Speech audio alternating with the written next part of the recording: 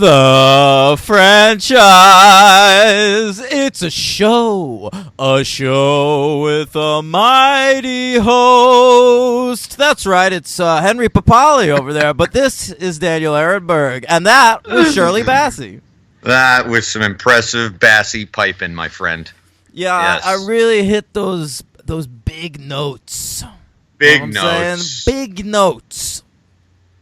Episode 95. I knew Whoa, he even got the number right. Yeah. I'm on point today, brother. I've got, right. I watched Goldfinger, and I watched Thunderball, which not a lot of people know this, is the longest movie ever made. And it's pretty long. And I have my 1964 and 1965 top 10 movies lists. We got an action-packed show for you guys. What an action-packed show. We're going to be globe-trotting all over the place, just like this franchise. We're going to be in exotic locations like Baltimore. Yeah, Kentucky. Yeah. What is going on with this franchise? Oh, we'll get there, man. Are we off the rails already? I don't know. We're it's on Kentucky. I mean, we're heading there. We're heading there. We are. Yeah, we got some new theme songs for you. That's all I know about Kentucky. Rick Pitino. Rand Paul. Oh, yeah, sure. The great Rand Paul. Kentucky Derby. Oh, they got that down there. What else? Kentucky Bourbon. Yeah. Kentucky. I'm out.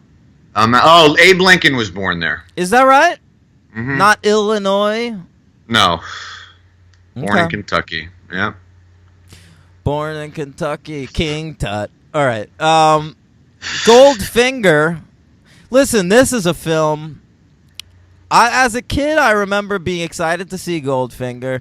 The cover of the VHS box had a naked gold lady. Right. And that looked pretty good to me. And then I was expecting the main character to be like some kind of crazy villain, like a Dick Tracy villain. He's always... Oh, really? Yeah. I remember that was my expectation going into this, and being legitimately disappointed that it was just like a fat guy who wore tan suits. Yeah. Gert Frobe, who's great. Listen, Goldfinger is considered one of the classic Bond movies, including by myself. But it was exciting to revisit this film as a grown man. It's directed by a fellow named Guy Hamilton. First appearance on the franchise, but I believe he directed a bunch of other Bond movies, maybe some Roger Moore's. Am I wrong about that? He did some other ones. He did another Connery, which we'll get to next week. He did Diamonds Are Forever. Diamonds are forever. Throw your diamonds in the sky if you feel the vibe. That's a Kanye West song. Oh, okay. He also did the first two Roger Moores. There you go. Live and Let Die and The Man with the Golden Gun. Oh, man. So he had the bright idea. Let's get that guy from Wings to record a theme. Let's do it. You see McCartney at the March this week? No. He was over there by, like, Strawberry Fields in New York, and... How's he looking these days? Oh my God, he looks like Ruth Gordon. Ruth Westheimer. So someone asked him like, "Hey, so is this an important topic for you?" And he was like, "Sure, it was. One of my best friends was murdered by gun violence right around here." Oh, that's true. Yeah, how about that? Yeah, I mean, they whatever. Did you hear? They almost visited Saturday Night Live. They thought about it and didn't. Who did? The Marchers? No, McCartney and Lennon, like right before he got killed or something, maybe a couple of years before. Like they were gonna go to SNL and just surprise them, be like surprise musical guests. Yeah. Oh. And then they didn't. And that's like a famous story, and I don't understand why I've never heard that. And I don't understand why it's a famous story, them almost doing something. Because anything related to the Beatles is considered a fucking mega story. It's true. Anything. Sure it is. All right, where was I? Guy Hamilton. He's our new director. Has he done anything but Bond that's interesting? That's interesting? Sure. Not for me. I mean, I don't recognize Force 10 from Navarone. Yeah, that's a big movie, right? Yeah. Not a huge filmography, but pretty big. And he's had like 25 movies at least. Yeah, so. he retired in like the late 80s and just never worked again. Right. Yeah, he only died like a year or two ago. Oh, is that right? Yeah. Yeah, you're right. 2016. Yeah. But I guess he's pretty much known for Bond. He's a Bond guy. He's one of what? No, I was just going to say, because Force 10 for Navarone, right? People are more know that just for the people in it. I would think so. Yeah. I mean, I'm sure there's I'm sure there's British film lovers that you know. I feel like the Brits take the Bond movies more seriously than we do. I would not hesitate to agree with that. So maybe he's more respected over there as a filmmaker. That's true. Our screenplay this time out, Richard Maybaum's back. Man, he was a real stalwart for the Broccolis in the early Sure going. was. And also the other co-writing credit is celebrity chef Paula Deen. She's just pouring on that sugar gold all the time. Yeah. All over the women. No, but seriously, it's a guy named Paul Deen. That's great. It is. This film was released theatrically September 18th, 1964, less than a year after From Russia with Love. That's true. Yeah, Man, speaking of From Russia with Love, you watched that Americans premiere this week? It's on my thing, Oh, my God, Hank. Good stuff. Holy shit. I can't wait. I just haven't had a minute. It's right there. I got to watch it. Yep. That is the best show on television. Really? Check it out. Well, I mean, certainly right now. I love it. Yeah. I love that show. Yeah, I cannot wait. Yep. I mean, you can wait, or else you would have watched it like a few days ago. Right. Exactly. Right. Yeah. Budget of $3 million and a box office of $125 million. Woo! How about that? Now, that's a real blockbuster. What a blockbuster it was. It came in at number 2 at the box office in America. Oh. Do you have any guesses for the year? I really don't. Oh, wait. No, I have one. One guess. Mm-hmm. Mary Poppins. Yeah, that's on there at number 3. Oh, okay. Yeah, Goldfinger made more than Mary Poppins. I wouldn't have guessed that. No, but my other choices are not going to be on there, so I don't know. A spoonful of sugar helps the medicine go down. Maybe Paula Deen worked on that film, too. She probably did. Yeah. You ever see that Saving Mr. Banks? Did not. You told me about it. Yes, you told me about it. Yeah, I had no desire. It's better than you think it's gonna be, but it's not a total recommend or anything. No, I'm not rushing to the queue to throw it on there. Yeah. Okay, we have number 10, Night of the Iguana. Number 9, right. Speaking of old Paul McCartney, it's A Hard Day's Night. Sure it is. Yeah. Number 8, we have a Pink Panther movie called A Shot in the Dark. We could cover that. Yeah. Number 7, Father Goose, a gender-swapped Mother Goose. I don't know. What's going on there? I don't know. Yeah. Number 6 is A Fistful of Dollars. Oh, I should have guessed that. Okay. Yeah. I didn't think that made anything over here. Number 5, and I can't really explain this except maybe when they used to count box office back then, they would carry over movies that came out in the previous year if they did really well. Oh, yeah. I think I know what you're going to say. But yeah, I have here on the list From Russia with Love. Yeah, I saw that too, and I didn't understand that either. So maybe they did used to do that. Yeah, who knows. Number 4 is a film called The Carpetbaggers. Number 3 is Mary Poppins. Number 2 is Goldfinger. And number 1, My Fair Lady, governor. Oh, Lord. Yeah. Them damn musicals. They loved them. They loved when fellas broke out into song back then. Though that darn cat. Yeah. I mean, I guess we still do, right? They don't make as Sure. many musicals as they used to, but they're very often like big blockbusters. They do That's those very live true. musicals on TV, you know. Right, Isn't one this weekend? They're doing Jesus Christ Superstar. Oh, I can't wait. Yeah. Fucking can't wait, bro. Andrew Lloyd Webber. Bro. I can't wait for shit Jesus Christ Superstar, bro. When I was working as an usher back in my... You don't like Lord ALW? I don't know what... Andrew Lloyd Webber. I despise him with a great passion. He's in my top 10 most hated musicians of all time. Is he a musician? I mean... Good point. Why do you hate him? Has he not written good stuff? I mean, I know, listen. No. Philistines love Lloyd Webber, and the cultured among us love Stephen Sondheim. Yeah, that's very well put. We tread the boards with Stephen Sondheim. Oh, fuck him too. He's nothing. But yeah, hey, come on. Sondheim's got some good shit. Whatever. I was just gonna say when I was an usher back in the golden era of my life. No, I don't know. I had the Jesus Christ Superstar. I think you're about entering the golden era of your life. I sure am. Thus the memory lapse. I had to watch that show 16 times. 16? Yeah. Why? When you were ushering?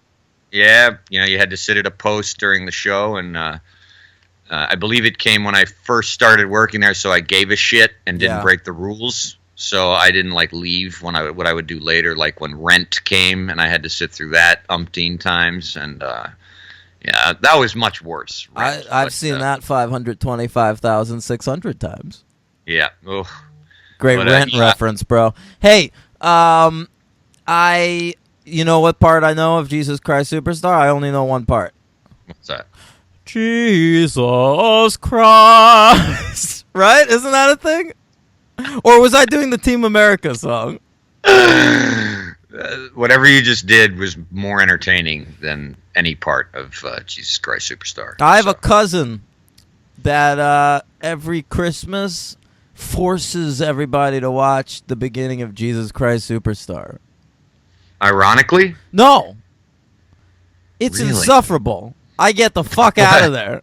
What the fuck is that about? Yeah. Jesus. Yeah. Wow. Jesus Christ Superstar is the carpool karaoke of musicals, I think. But how'd we get on that? Oh, people love musicals, right? Yeah. Hey, The Greatest Showman, that was a big hit this year. That's right. That's right. I'm grateful they don't make musicals that much anymore. But the populace seems to want more. I don't know. We're getting the Mary Poppins, right? Yeah, Mary Poppins Returns this year with Emily Blunt. Is that right? I believe so. Yeah. Emily Blunt. Sicario's Emily Blunt. I know. There's something about Emily Blunt that even though I think she's a good actress, I'm not sure she's likable. Is that a problem? I don't know. I never thought she was not likable. I don't know. We'll see how she does in Mary Poppins Returns when we cover it. Absolutely. Okay, so Goldfinger, they're working on this thing. They know it's going to be the next movie. They get right on it. Terrence Young is offered to do this, but he directed the first two. And he's worn out. He's worn out, but he does go to make a movie this year instead. And that film is The Amorous Adventures of Mole Flanders. You know, that movie we all remember. I know that movie, though. How do you know that? I've heard of it, is all I'm saying. It's not one of those ones like I haven't heard of. I've actually heard of it. I've never heard of that. Anything about it, but yeah. Okay. This was a big movie. It won an Oscar for sound effects editing. Yeah. It makes okay. Hey, all right. It's not sure. a war movie. They went differently back then. The soundtrack went #1 on the Billboard charts, album charts. That's pretty cool. The song Goldfinger got up there to #8. Okay. Wow. Yeah. Wow. Yeah. What else do we have here? Well, it's on a few lists. It sure is, Henry. It's on a few lists from a little company we like to call the American Film Institute. Let's hear that theme. AFI. That's right, the American Film Institute. Here we go. Goldfinger is on their lists. It has the number 90 best film quote. All right. And that is the shaken not stirred thing. I think my favorite part of AFI, and there's so many parts to like, are the actual rankings. That's my favorite part. It just makes me laugh before you say the line or anything. It doesn't matter. So arbitrary. Yeah, number 90, shaken not stirred. And it's not the first time he says it, so I don't know why they put it from Goldfinger. Isn't it?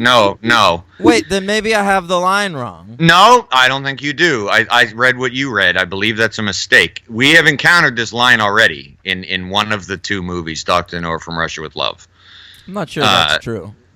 I'm going to double check, but I'm pretty sure he might not say it exactly like he says it in Goldfinger. Well, but that's why it's the best quote in Goldfinger. Okay, he really yeah, nails that line. Yeah, because he's like, it might be like worded differently, but it's like, or somebody says to him, as you prefer it, sir, shaken not stirred, or something like that. I don't know. But I've heard it, so when I saw that, I was like, "Oh, this isn't the first movie." But okay. Anyway, AFI, I like it. We love you. All right, Goldfinger is the number 53 best movie song. Ooh. All right, Goldfinger, the character, is the number 49 best villain. All right. 49. 49, and Goldfinger, the movie, is the number 71 most thrilling movie. Of course it is. Mm-hmm. It thrilled me. It thrilled me too. It's on some BFI lists too, I believe. It's on one. Let's hear that theme. Okay. And the British Film Institute. Yeah. Okay. I'm sorry, that still makes me laugh. Hey, yeah, and let's not forget. Also, it won a BAFTA. So did it? Oh, for like art direction or something? Something like that. Yeah. There happens to be a theme song that BAFTA lent me for personal use. Well, let's hear that in a minute. The BFI ranked this as the number 70 best British film of all time. Really? Yeah, about that. Number Which 70. lends credence to my Brits take Bond seriously theory. Would lend more credence if it was like number 5. How fucking awesome would that be? Wasn't From Russia with Love like number 40 or something? Oh, was it? Yeah, a little lower. Yeah. Higher, rather. Let me see. Yeah. It's on my notes here. Or, no, but maybe Dr. No? Yeah, Dr. No was number 41 there. Yeah, well, over at the And the British Film Institute. They have different, qualifications, so it worked out. Naturally. What's the BAFTA theme sound like? They lent it to me, so I don't know. It's weird. The British Academy of Film, Television, and Arts. BAFTA. Wow. Now that's serious business. It's they're not kidding around. I was a little surprised. I thought it'd be a little bit more boisterous. No. But it's like kind of masterpiece theatery. Yeah. If you need to hear it again, I can arrange. I'd love that. Okay, hang on. The British Academy of Film, Television, and Arts. BAFTA. Yeah. All right, so Goldfinger won a BAFTA. All right, what is your top 10 favorite movies of 1964, Henry? Well, there's only 6. Oh. don't worry. In 65, I got 10. How about that? Okay. Be happy about that. Yeah. So you go first with your. All right. Because of course you've seen 100 movies from that year. Not 100. Number 10, I have Marriage, Italian Style. Wow. Okay. All right. Number 9 is Red Desert. Wow. Never heard of it. Antonioni. Number 8, A Hard Day's Night. Okay. Yeah. And number 7, Goldfinger. Oh. All right. Okay. Number 6, one of the worst movies I've ever seen in my life. I saw it in a re-release in the theater in Pittsburgh on the recommendation of a friend of mine who is quite knowledgeable about film, told me it was a must-see in French cinematic history. I have never laughed so hard and so uncontrollably when I wasn't supposed to. The classic musical, The Umbrellas of Cherbourg. Yeah. You didn't like it? It's real POS. Wow. Oh, yeah. Okay. But a great watch if you're into like being entertained, just and laughing at other people's brilliance. Sure. My number. You ever saw it? Yeah, I've seen it. Pretty bad. My number 6 is Marnie. I have never still seen that. Yeah. It's a weird one. It's like not one of his best. It's kind of gross. Like the Tippi Hedren character is kind of treated shittily. I don't know. It makes me uncomfortable, that movie, but maybe there's something to be said for that, and it still has some amazing shots and stuff. So there it is, at number 6, Marnie. How's Connery in it? Oh, so squirmy. I mean, in a good way, I guess. Like, it's not a super Connery-like performance, but I think you're supposed to find him more charming than I did. Okay. But interesting. Yeah. I got to see Marty. All right. Yeah. Number 5, I liked it when I was a kid. I would never watch it again, but I had not that lot to choose from here. Mary Poppins. Okay, yeah. That didn't make my list. Yeah. My number 5 is Failsafe. That is my number 4. How about that? That's a great movie. Yeah. My number 4 is The Umbrellas of Cherbourg. And you didn't do it out of desperation. No, I love that movie. You love that movie. Yeah. Okay. My number 3 movie of 64 is A Fistful of Dollars. My number 3 is A Bande Aparte, Band of Outsiders. Okay. My number 2 movie is Goldfinger. My number 2 is Fistful of Dollars. And I'm going to imagine we have the same number 1. Dr. Stranger, How I Learned to Stop Worrying and Love the Bomb. Dr. Stranger, How I Learned to Stop Worrying and Love the Bomb. Yep, Dr. Strange, or How I Learned to Stop Worrying Strange. and Adore That Old Bomb there, huh? Yeah, Doctor Strangelove. Great movie, folks. Check it out if you haven't seen it. Yeah. I have I just got a text from Aaron Farinelli, former guest. Oh, yeah. And he says, "Damn, dudes, you are going to have a fucked up franchise update this week when you bring up Smallville's Allison Mack and her involvement recruiting women into some crazy sex cult." And I got that, too. I just want to say I have been following that story very closely. Sure you have. And it's one of my favorite things that has ever happened in this or any other universe. Wow. That's something else. Aaron, by the way, does not know we're recording, so that's a great live text right there. That's right. Allison Mack, she played the girl next door over there on Smallville, Chloe Sullivan, and she has recruited women into a sex cult, and she is now being arrested for sex trafficking. And all the women that were part of the sex cult were forced to burn. What is it called? Like when you burn like a slogan into somebody?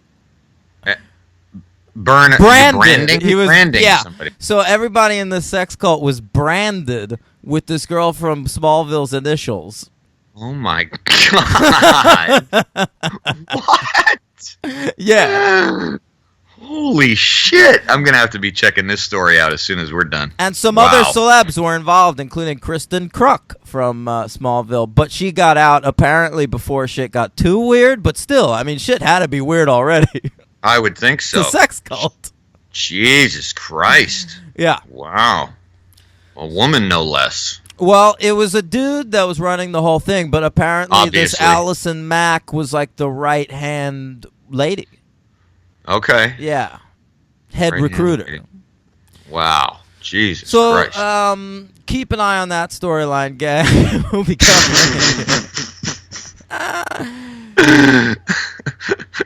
All right. All right. Goldfinger. What, Aaron's on a fire. He just texted, is Smallville considered official Superman canon? Right. Yeah. Let's say yes. Kinda. Yeah, sure. I mean, it's in the superhero count all the time. Yeah. So, Goldfinger, it comes to us here in 1964, and it opens, you know, it's like a pre-credit sequence that doesn't really have much to do with anything else. And Bond, it's like classic Bond. He's like about to fuck a lady, and then an assassin comes in to shoot him, and he uses her as a human shield. Yes. Yeah. He sees the assassin's reflection in her eye. Cool shot. Yep. So stupid though. Yeah. Wasn't believable, but it was a cool shot. Yeah, and that's probably one of the first times that it comes across where the opening has nothing to do with the rest of the movie, which I actually am a fan of. I kind of like that. I liked how it did in the first in From Russia, but I like that the separate plot sort of thing going on. Yeah, it's a cold open. I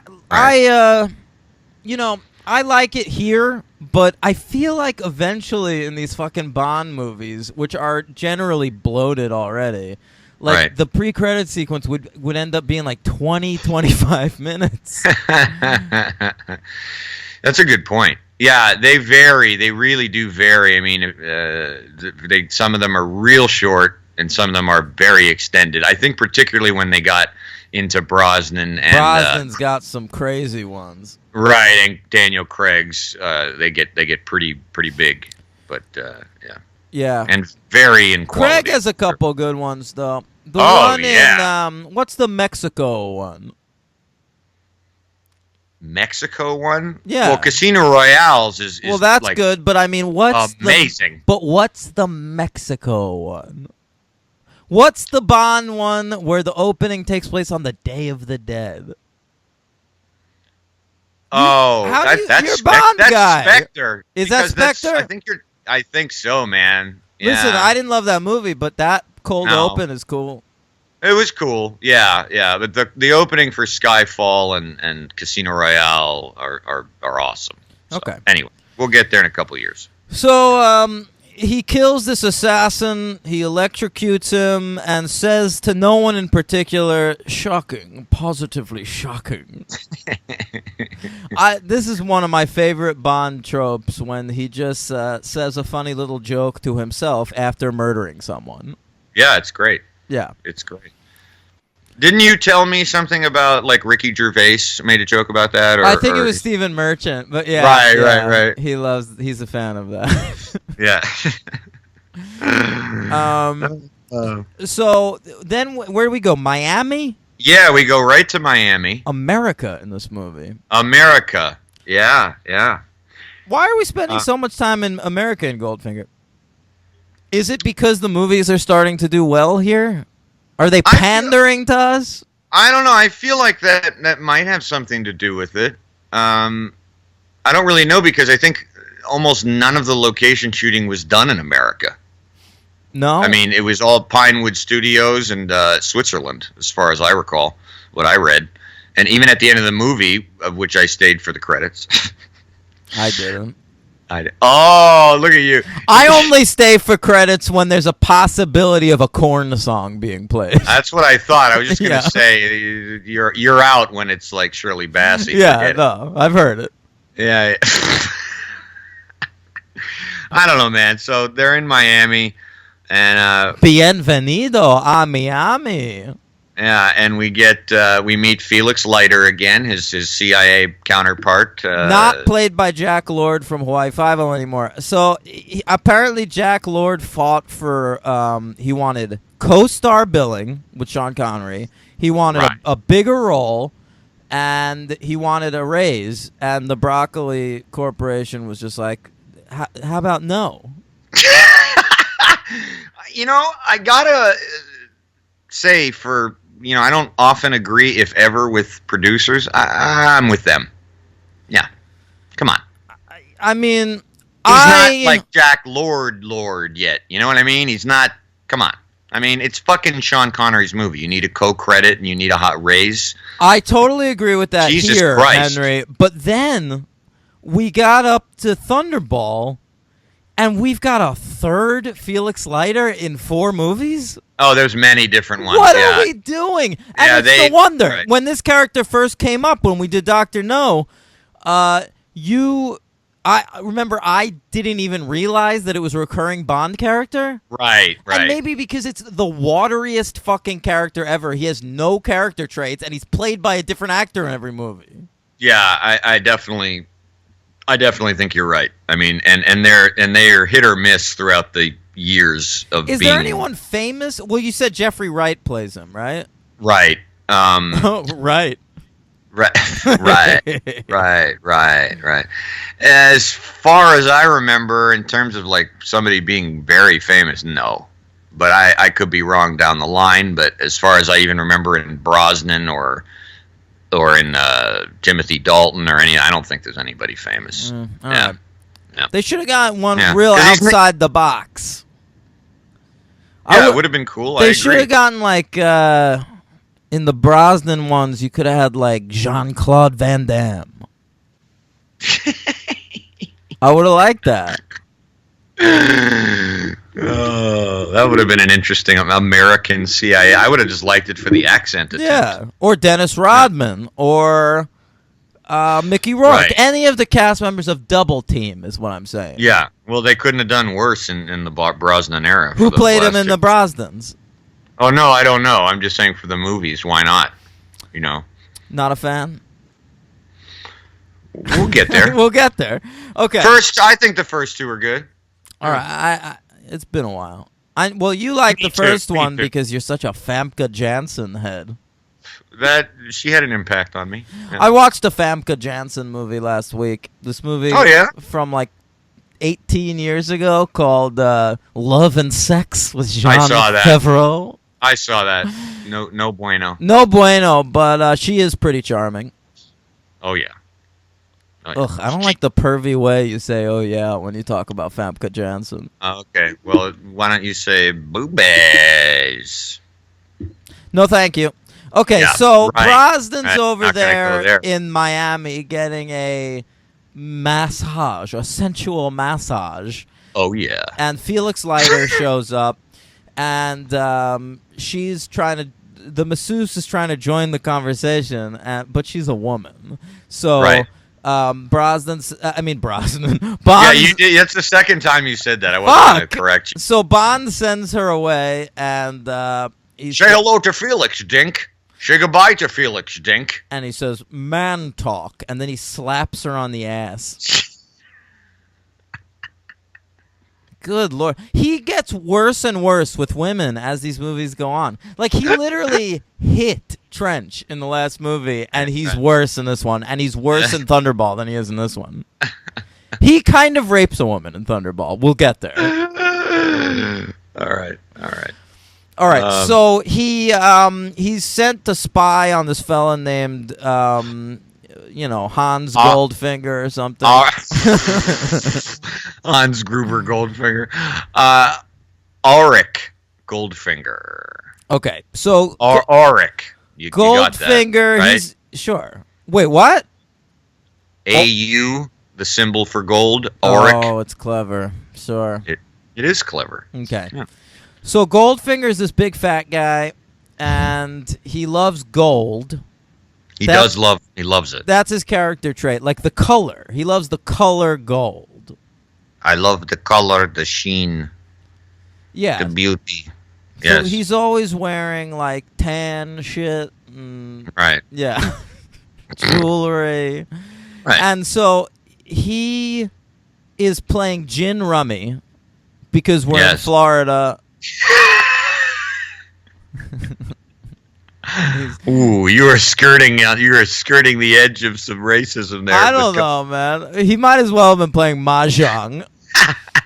So, he's cheating, and the guy across him doesn't realize he's cheating, even though he's wearing the biggest fucking earpiece you've ever seen in your life. It's fantastic. I gotta say, during that sequence, I really was, for the first time, just in my head going, well, I mean, it's 1964. The guy probably thinks he's just hard of hearing, and it's like an early type of hearing aid, you know. Otherwise, I can't explain why the man wouldn't notice. I can't explain it at all. No. So the way he's cheating is there's a lady in his hotel suite looking down upon the cards with binoculars. Jill Masterson. Sure, Jill Masterson. We'll meet her sister later in the movie for no reason. Yeah. And she is a sexy lady. And Bond shows up and interrupts this little ruse, and she immediately just wants a piece of that dick. Give me that dick now! And Bond is all too willing to comply. Yeah, although it's a funny little scene when he fucks with Goldfinger a little bit through the microphone. That's great. Like that. That's great. It's great. It's so funny. And listen, I'm having a little fun at the expense of James Bond, but by this point in the franchise, Connery is so just fucking James Bond, man. Oh, like he owns it. He's mastered this character, and he's so great in this movie. You are right. I agree. Yes, sir. So he bones this Masterson, and then what happens? While he's taking a shower, someone comes in and paints her gold? It seems to happen rather quick. Well, no, he goes to reach for a bottle of champagne, and Odd Job chops him on the shoulder, and he's out cold. Oh, that's right. He wakes up. This poor girl is painted in gold and dead. And I gotta tell you, I forgot on what a brilliant and horrifying image that is. Like it's really brutal. It's a great shot. It's really well designed. Yeah, it really is. It's a great image, and she looks great with that gold. It's striking. It stuck with me all the way to this day. Yeah, me too. And Odd Job also obviously belongs in the annals of great Bond henchmen. He really does. I was wondering, because we're being, so critical of these movies now that we're looking at him like this, I was wondering, is he going to hold up, or am I going to be like, eh? No, he's great. He's great. The physicality of the actor is really cool. The way he walks and moves. Yeah. The hat thing is so bizarre that it kind of works. He throws his hat. What is there, like a razor blade in that thing? I can't figure it out, because he's able to cut the head off of a statue, but when he kills that girl later in the woods, it doesn't decapitate her or anything. But it comes close. It's not. It slices her neck.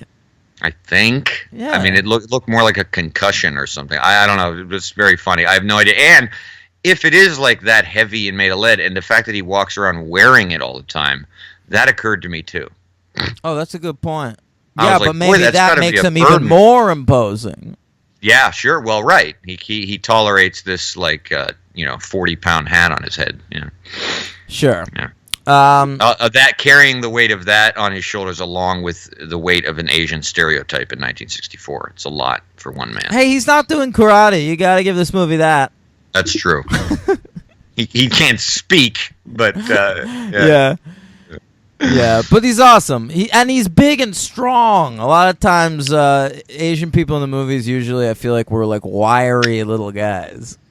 Yeah, and it's a good follow-up because you really, I think, you're building upon Robert Shaw from the prior movie, and that's pretty high bar there. So you got one right here that you're just like, okay, we're still cranking out good Bond. Well, one of the things about Oddjob is like he's a great image. So like everything else is just gravy. Like the way I always say when we talk about Star Wars, like Boba Fett is not a great villain. He's an awesome character design. Right.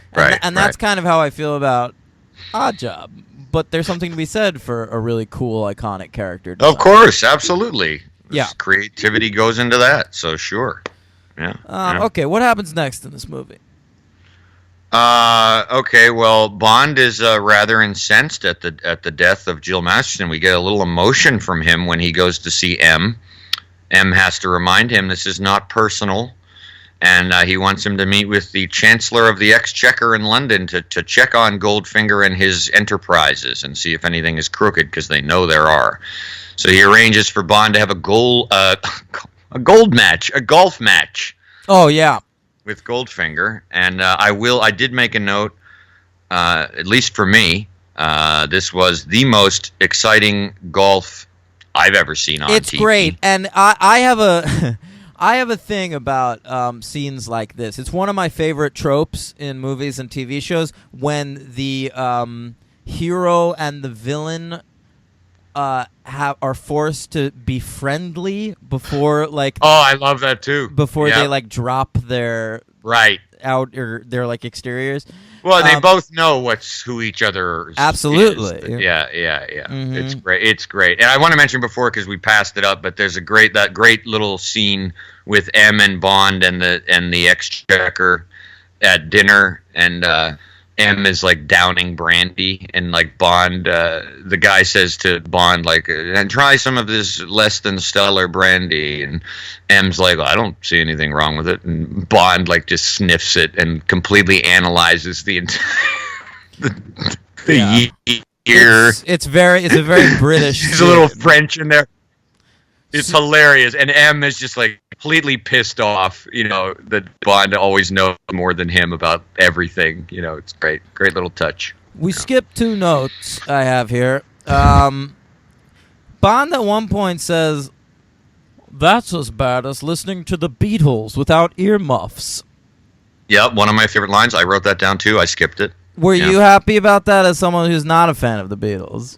I was. I thought it was very funny. James Bond does not care for the Beatles. But you gotta think, like, Bond's like an old square. Like, there's no way he likes music you'd like.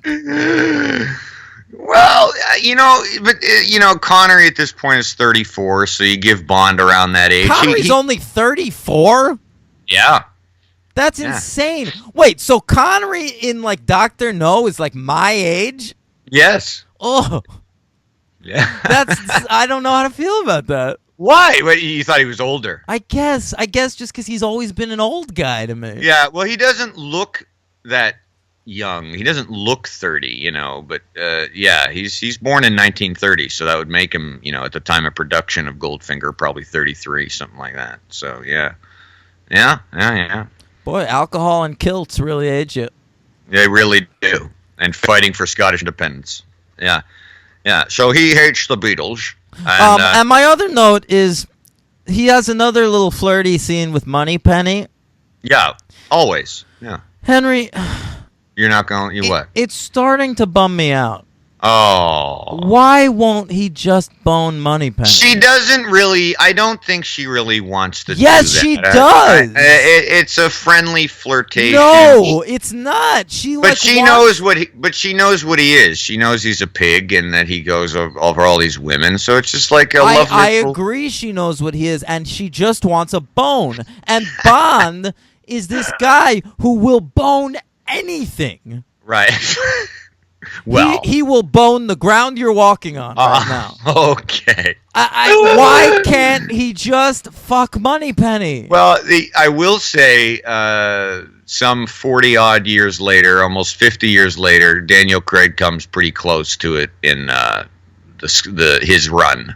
when they introduce what's her name, Naomi something, that actress. She plays Moneypenny, and they come pretty close. So it might be in the future, my friend. It's driving me nuts. Well, it's going to continue to drive you nuts because it's in every movie. I don't like it.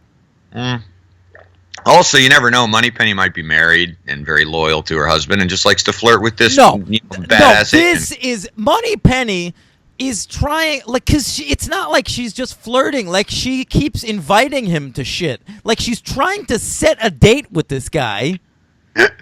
And Bond is like, sorry, my dick is for literally every other woman in the world. Oh, 007.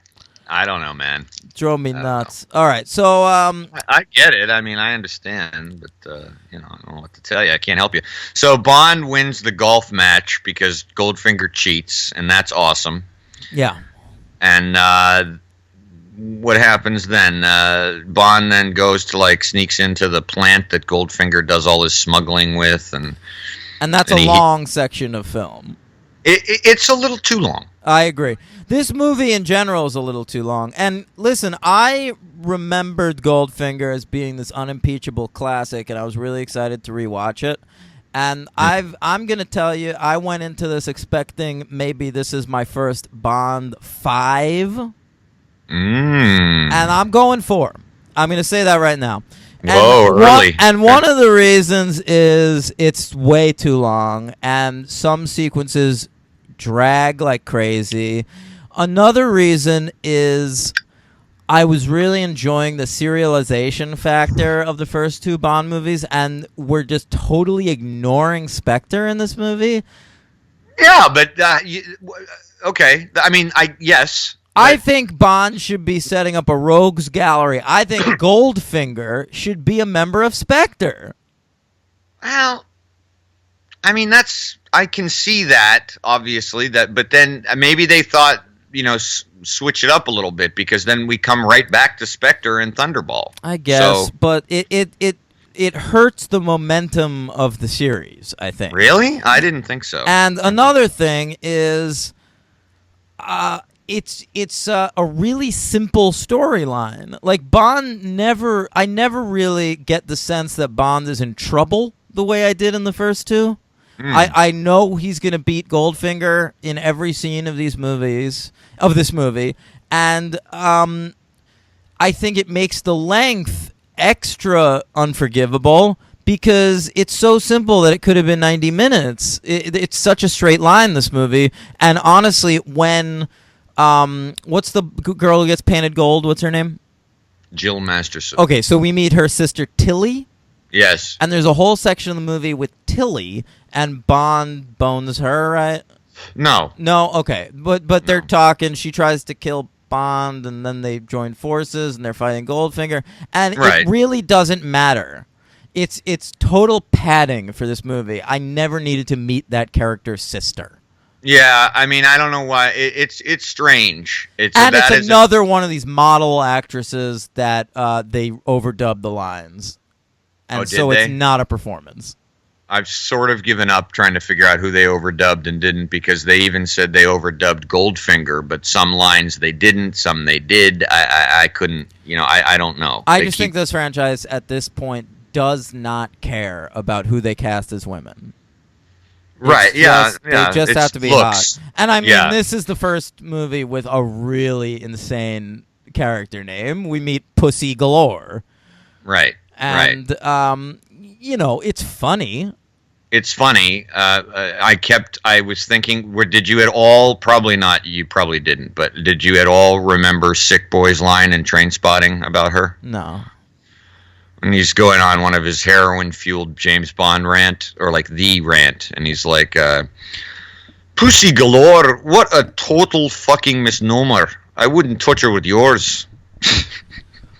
Which is...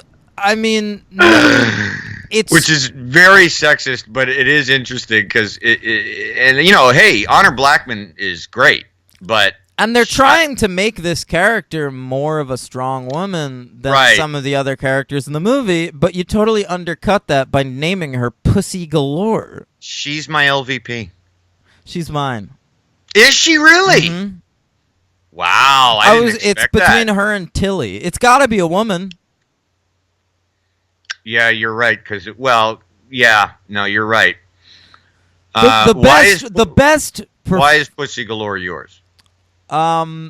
It's just needless padding. Goldfinger already has a henchman in Odd Job. He doesn't need another one who's like a hot lady who runs like a flying circus.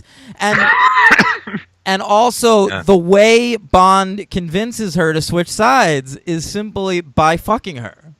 True. It's a rare occasion in these movies of literally a woman having allegiance to one character and then being so impressed by Bond's cock. Like, he doesn't ever explain anything to her. Like, there's no speech saying, like, work for us, work for the good guys. But we don't see it. All we're privy to is that they fucked. They literally have a roll in the hay. And, oh my God. Yeah, and I mean, she's, the reason was, one of my reasons for picking her at LVP is she's not a fully fleshed out femme fatale at all, which I think we do get in Thunderball. And she's just kind of, you're right. Her motives are strangely unclear. Like, she works for Goldfinger, yet she's very ballsy and independent.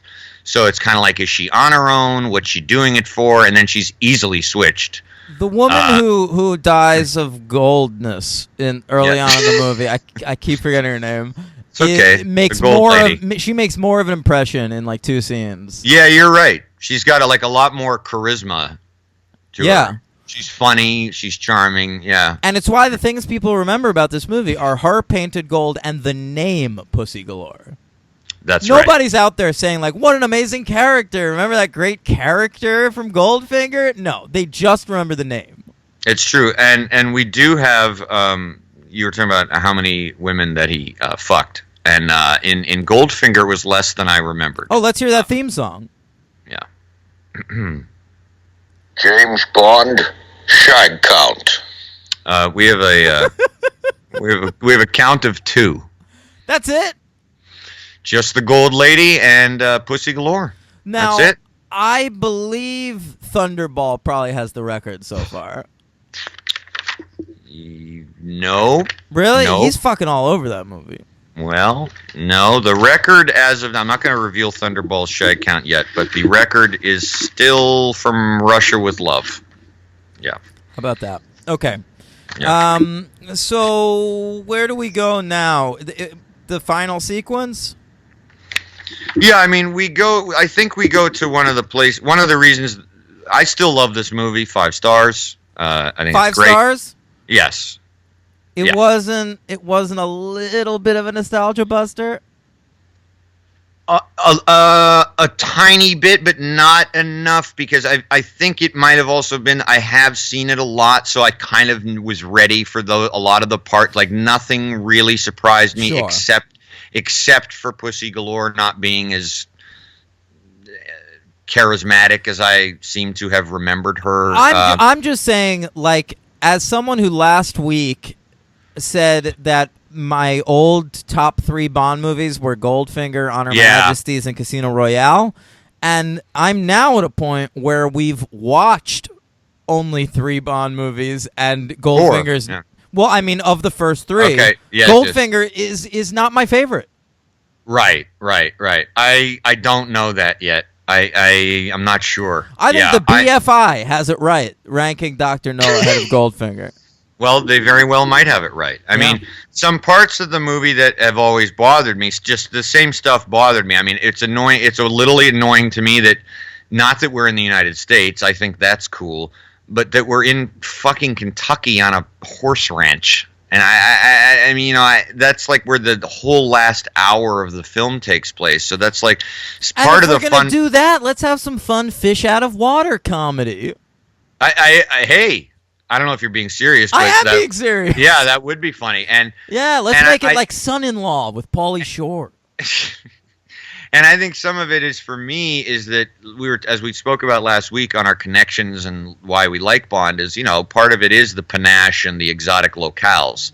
So we're going to pick, fucking Kentucky. I'm just not really, and that always kind of, I never really got into that. I mean, I like the stuff when he's in the prison in there. There's some funny stuff there, like when he gets out of the cell and then they pan back and they're guarding him, and instead of one guard, there's like 6 guards. That's funny, you know.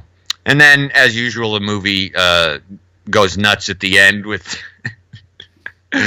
a huge sequence of airplanes nerve gassing a bunch of people, and then we get the power plant, but that's cool because you get that fight scene with Oddjob and Bond. Yeah, and I like that Bond, unlike with Robert Shaw, which is equally great because of their equal match.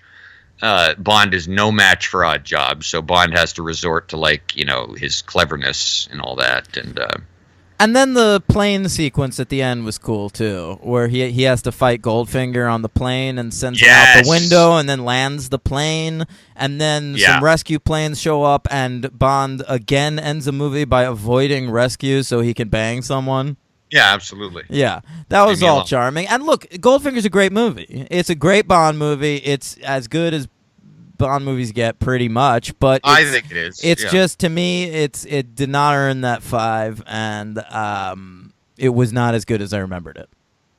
There are too many great one-liners for me to lower the 5.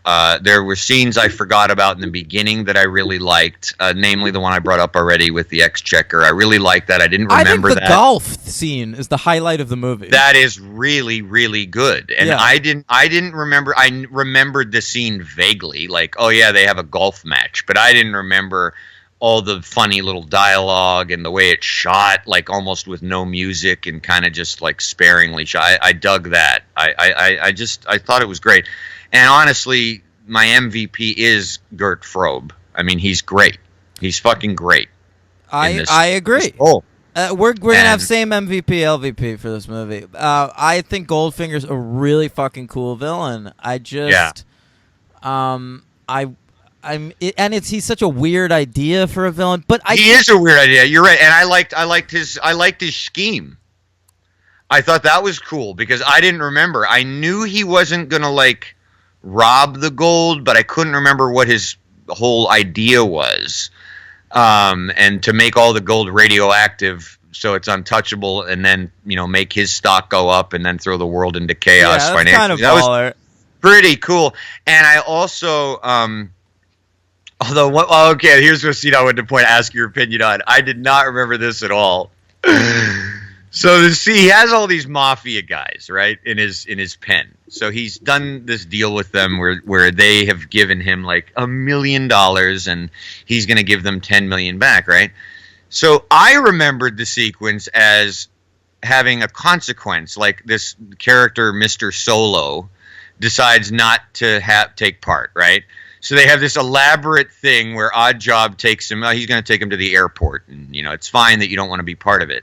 So I remembered, like, okay, so all the other mafia dons are part of it then, but they're not because he kills them all anyway. So what was the point of showing them this huge presentation? It's so elaborate, and then he just gasses them all, and they're all dead. Like, it made no sense at all. Yeah. I mean, I don't know. The whole point of it, dude, is so Bond learns information. Right, he can spy on them. That's it. Right. I mean, it's plot convenience. Why kill them? It doesn't. Why not just... I don't know, man. Just send them away or something. It was so funny to me. I didn't get that, but... it's a great movie. I like it. But I'm with you on the Dr. No there. Or maybe even the From Russia with Love. I feel the same. Yeah. Maybe Goldfinger's the worst of the 3 we've watched so far, which is not something I was expecting to say going into this at all. Okay, yeah, so we'll see when we do the final rankings, but I still think it's great. But Dr. No and From Russia with Love... I don't know. One last question on it. Did you enjoy, like, have a better time watching them than Goldfinger? Yeah. Yes, but it's a loaded question because I know Goldfinger better. So I think part of my enjoying those more was just because I don't know them as well. Okay. Yeah. All right. Well, that's Goldfinger. 4-star, 5-star. Still a great movie. MVP Goldfinger, LVP Pussy Galore, and that's Trump's. Playing as Golden That's Trump's Hawk. Russian lady. Right. Pissy Galore. So Thunderball comes a year later, and this is the weird one that had been like tied up in lawsuits for years. Yeah. So Thunderball was supposed to be the first Bond movie, but the way this movie came to us is years before they ever made a Bond movie, Ian Fleming wanted to adapt the James Bond character into a screenplay. And so he and two other fellas wrote a screenplay called Thunderball that they were going to pitch to the studios, and then he turned that screenplay into a novel. And then they wanted to adapt that novel into the first Bond movie, but one of the co-writers of the screenplay was like suing for like sole producer credit and shit. And it took a Kevin McClory. Yeah.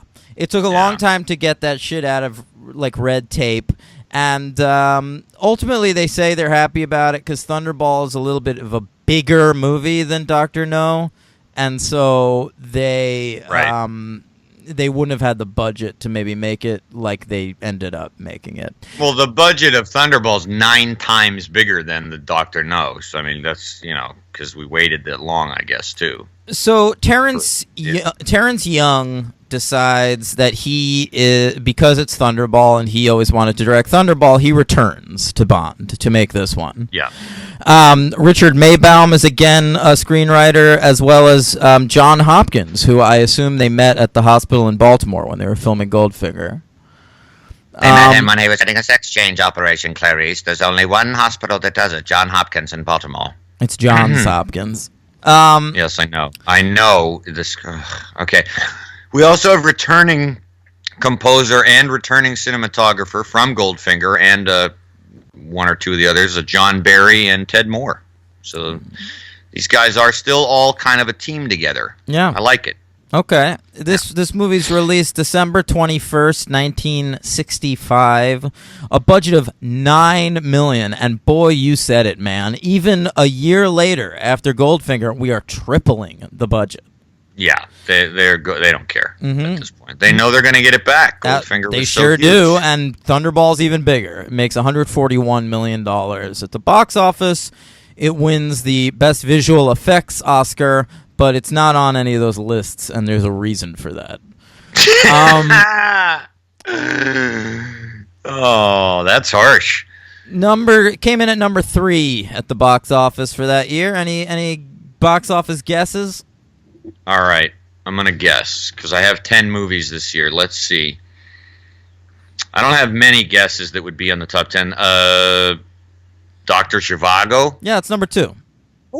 Mm-hmm. Wow. All right. The Greatest Story Ever Told? No. Did that come out that year?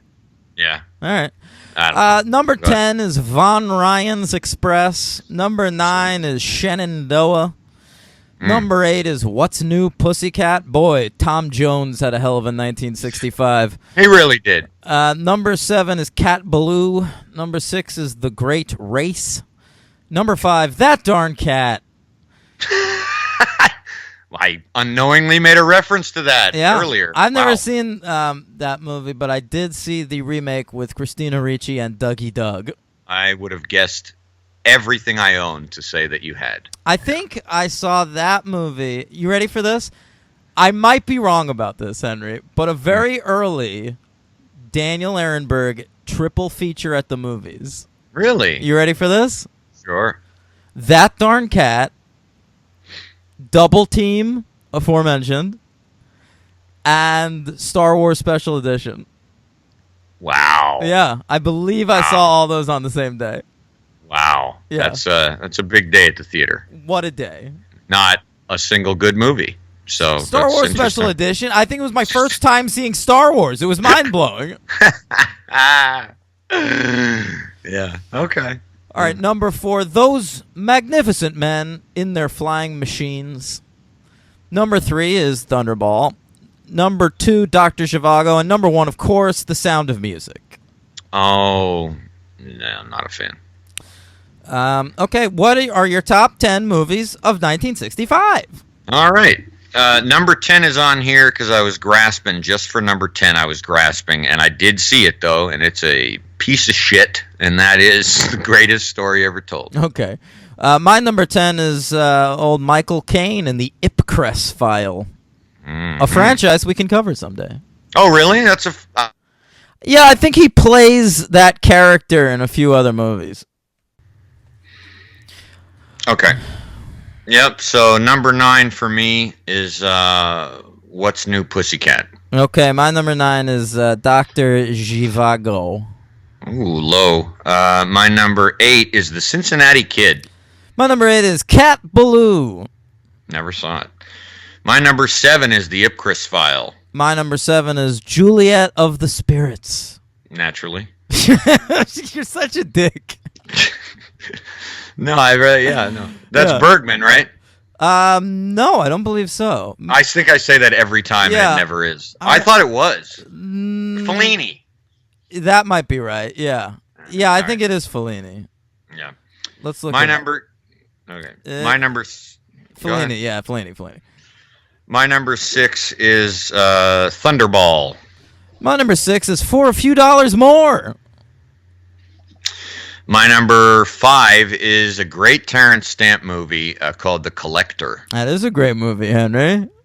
Oh. My number 5 is The Sound of Music.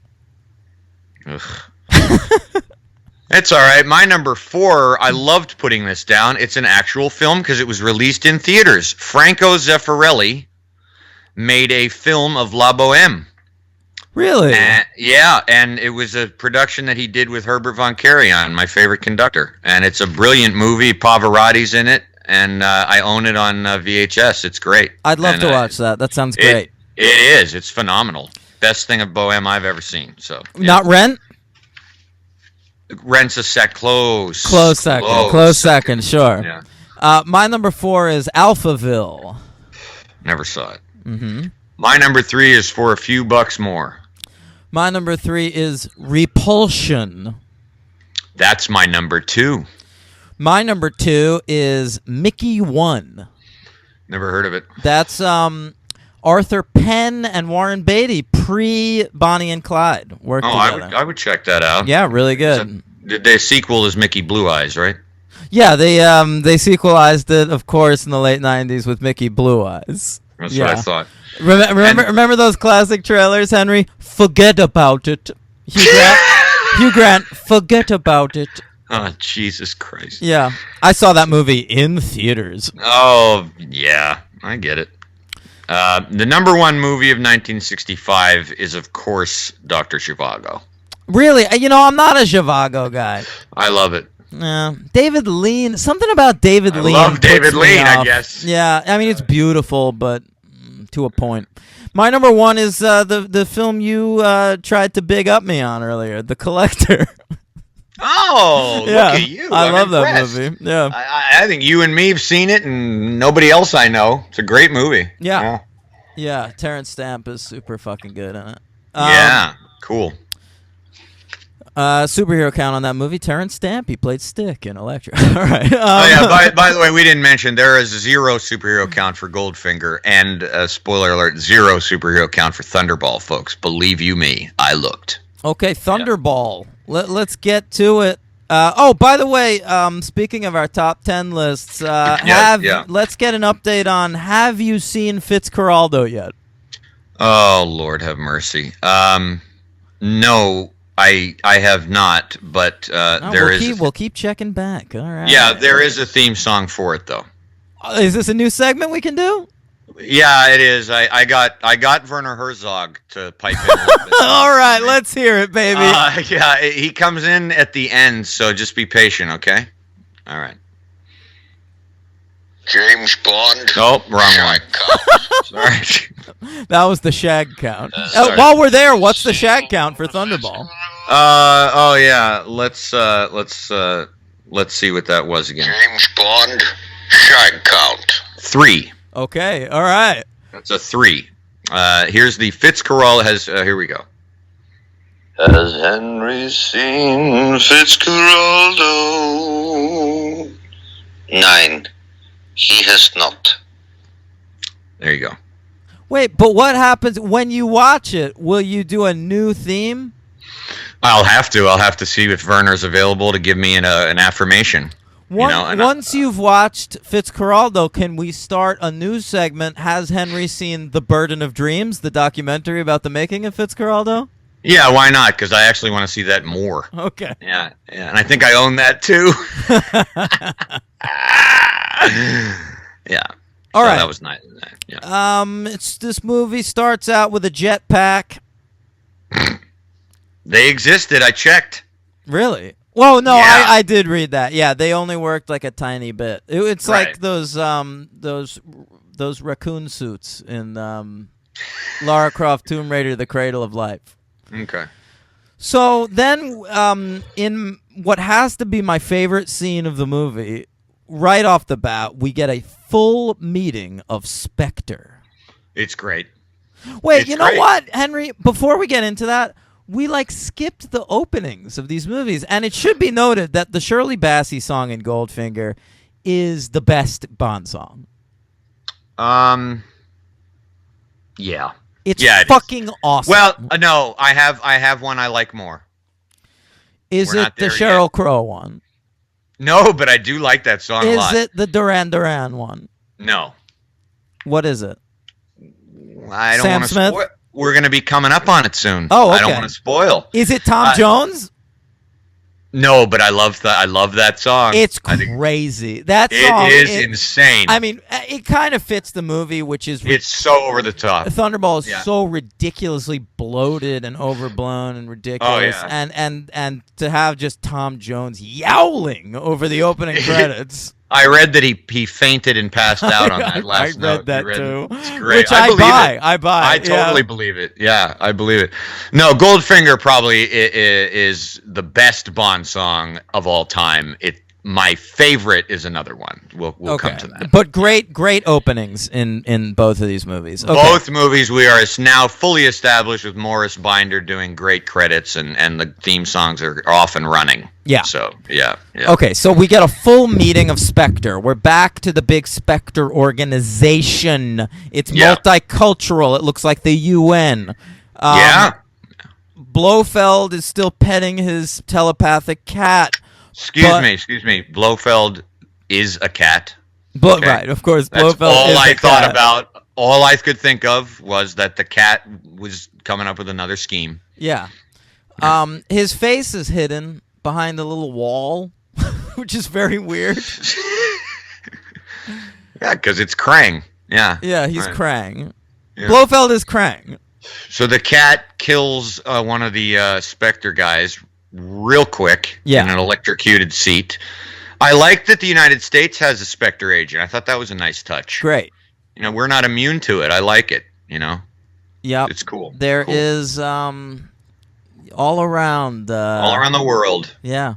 So I love that scene, and that's sort of the last scene in this movie that I really love. Ooh. All right. Well, I'll give full confession here.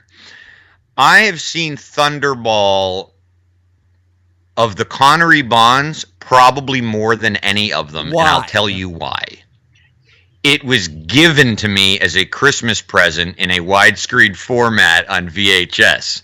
So in my collection, when I was desperate to watch movies that were widescreen, before I always was like, oh, well, I'm going to watch a Bond movie, I'll throw on Thunderball. So I've just seen it more than other ones. It has no relevance to my opinion of the movie, but I know it so fucking well. I did not know this movie that well. I've only seen it once. It's 2 hours and 20 minutes. It's very long. That's crazy long. It's still good. What feels like a majority takes place underwater with no dialogue. And it's crazy. It's a crazy movie. I can't tell you another Bond movie that I vacillated I can't tell you really another movie in the franchise that I vacillated so much on my grade for. Did you really? Yeah, because I was at a 2, a 3, and a 4 at different points of this movie. I understand that. Yeah. I vacillated as well. I settled on 1, but I'm not sure. I'm open to changing, but. And a big problem with this movie is it should be. It's treated as such a massive fucking movie that it feels like this is the season finale of Bond. Yeah, right. And so he's fighting Spectre, and it's a big deal, and Blofeld is getting in on the action a little bit, even though we never see him. And I just don't. It doesn't stick the landing. And this is a thing Bond has had problems with over the years. Anytime Bond sets up multi-film storylines, they never fucking stick the landing. For some reason, Bond can do a one-off storyline great. They can do foreshadowing great. Mm-hmm. Like, they can set up storylines intriguingly, but the conclusion always fucking sucks. And Thunderball is a big-time conclusion.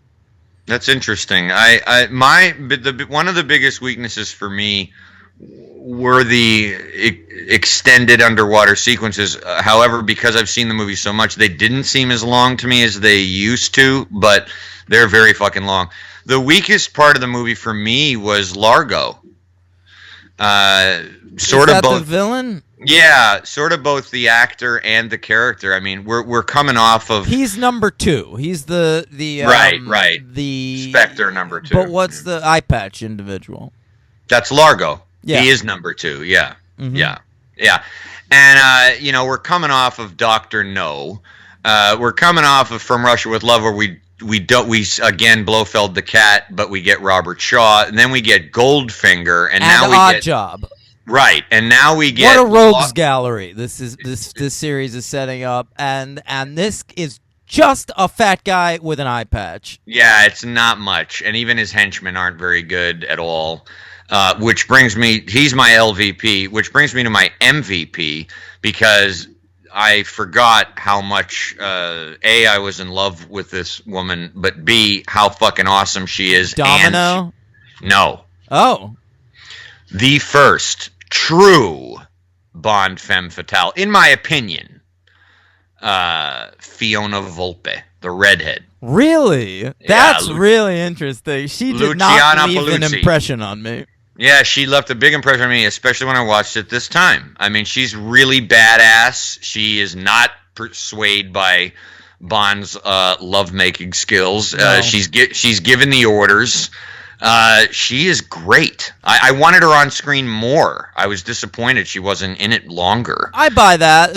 I did kind of enjoy the scene where she tells him like his fucking skills did not impress, and he's sort of like, well, listen, honey, it wasn't too enjoyable for me either. I boned you for king and country. Right.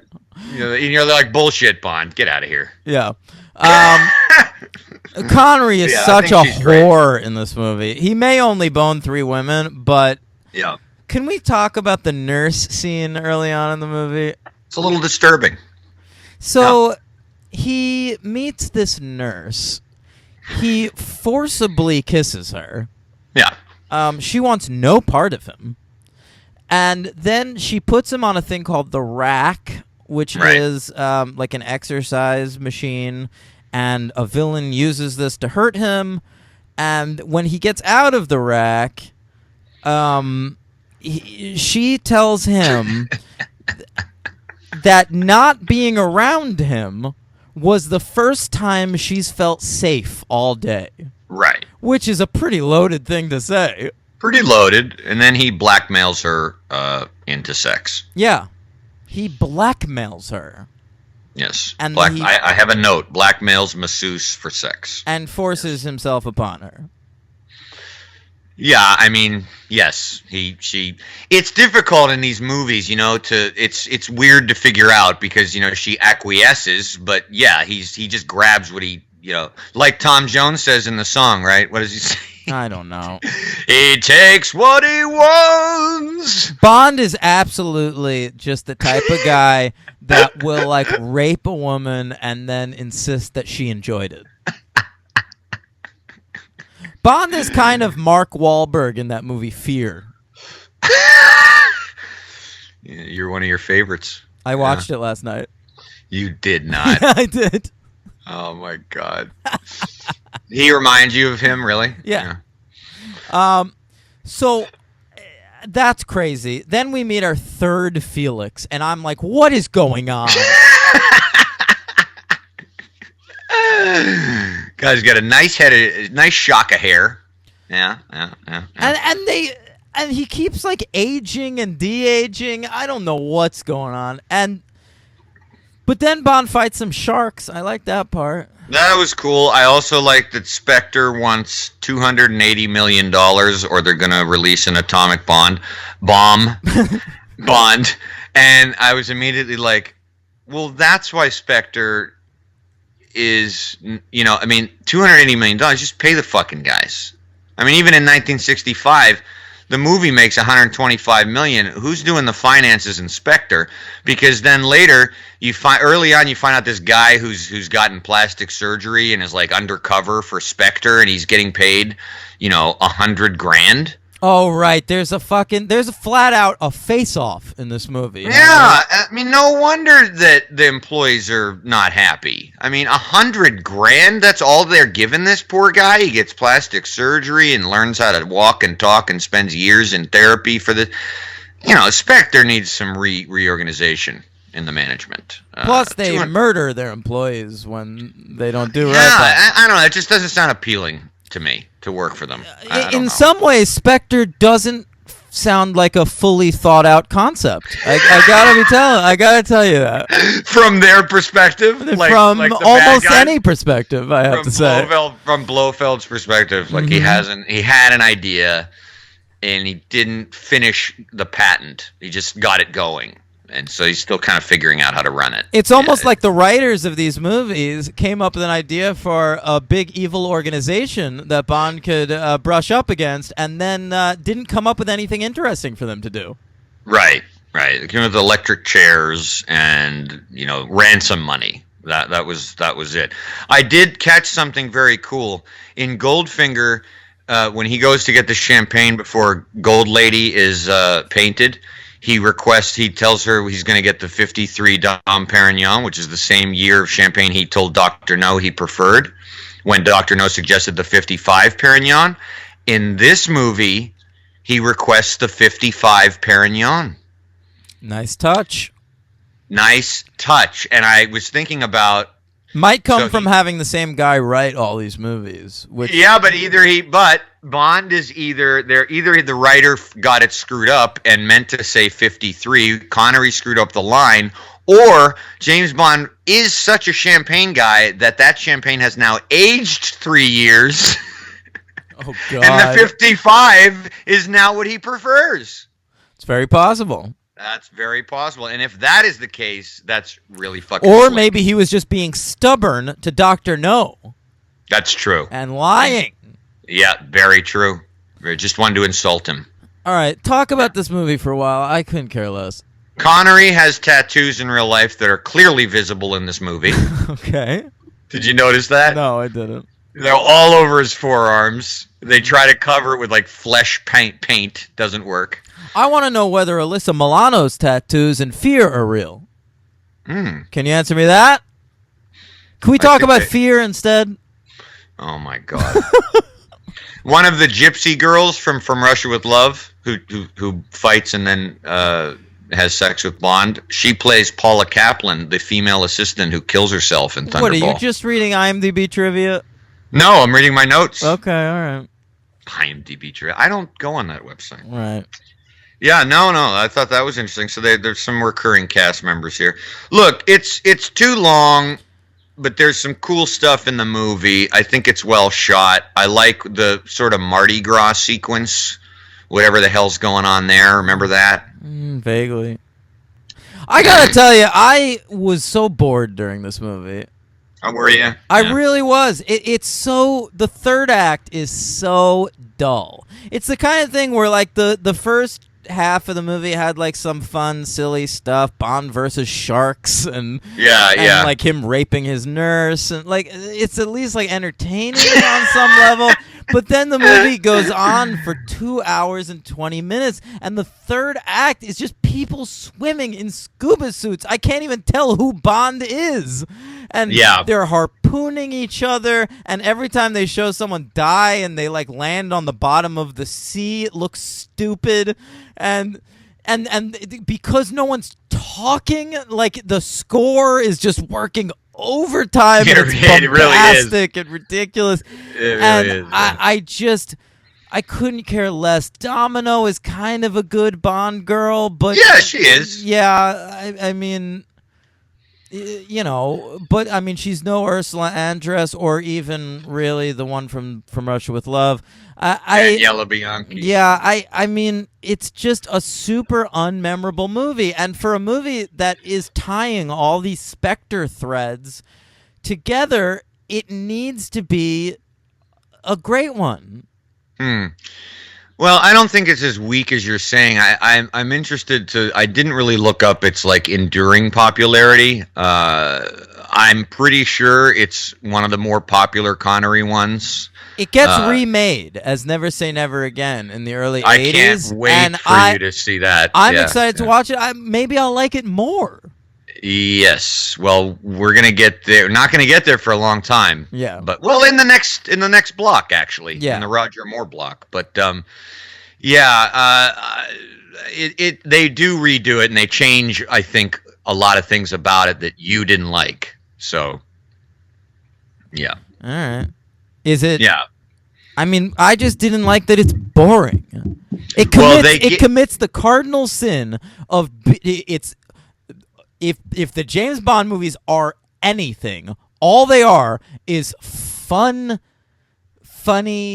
action movies, and this movie commits the cardinal sin of not being fun. It's fucking a slog to get through. Well, they're really trying to make it fun, but yeah. You know what? I think you've talked me down my rating. Bummer.